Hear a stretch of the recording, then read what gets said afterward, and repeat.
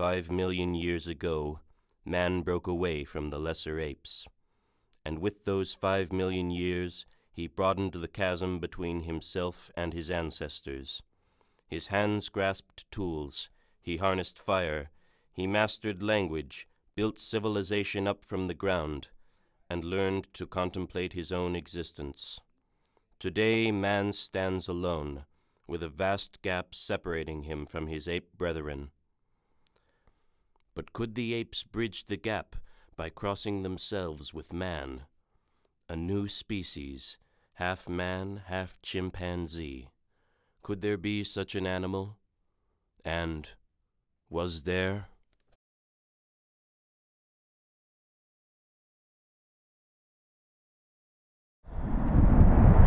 We're at the site of the old Olive Park Primate Research Center in Olive Park, New Jersey. This was before they moved it 5 miles south to Essex. Now, they bulldozed the whole thing in 1947. Right over there, where Laboratory 3 would have been. And that's the most likely place where they would have done it. That it would have been where Adam lived for 1 year and 7 months before they took him out and shot him like an animal.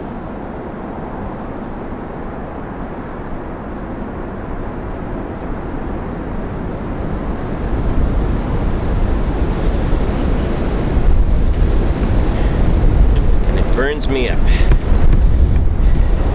They opened the Pandora's box, and then they shut it again, destroyed all the evidence. Damn them for that. God damn them.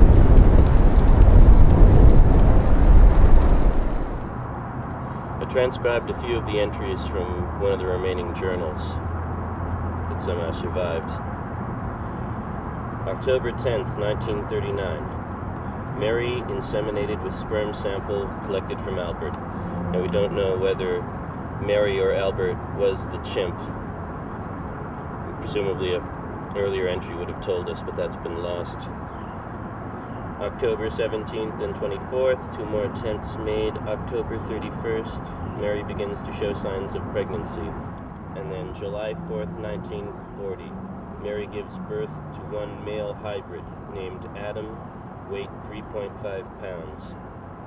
July 30th, 1941, Adam learns to say mama and papa. Expect further linguistic development.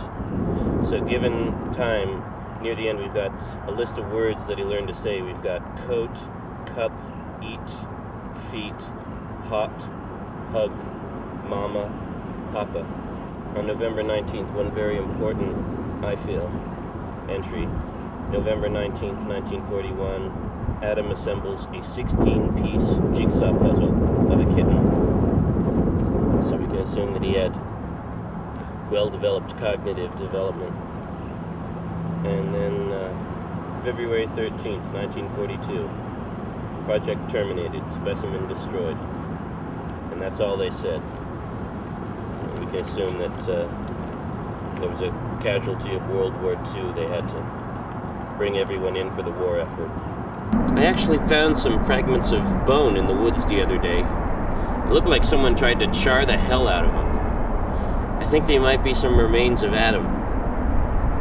I've examined the specimen extensively, and it appears to be the humerus, or upper arm bone, of a hominid that I've never seen before. Could this be the hybrid offspring of a human and a chimpanzee? I think that's very possibly the case. I leave that as an option that I would examine later. This is the bone that Professor Woods claims is the upper arm of some unknown hominid, and quite frankly, it's a chicken bone. It's a drumstick. As a matter of fact, it's one of the laziest forgeries I think I've ever seen, which just goes to prove the adage, if at first you can't fricassee, fry a hen. Frankly, I think Ray is trying to pull a P.T. Barnum here. If he can find a scientist that says this is real, he thinks he can fool the public. What do you say to the claim that the bone is a forgery? Well, I don't know. Maybe it is. Could have been planted. I hope it wasn't.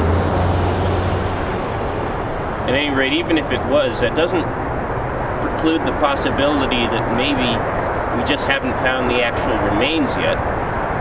You know, or maybe there's nothing to find. Maybe they destroyed it all. Even so, I think if any of this is real, then we have a responsibility to acknowledge Adam's place in the pantheon of apes, if not his murder.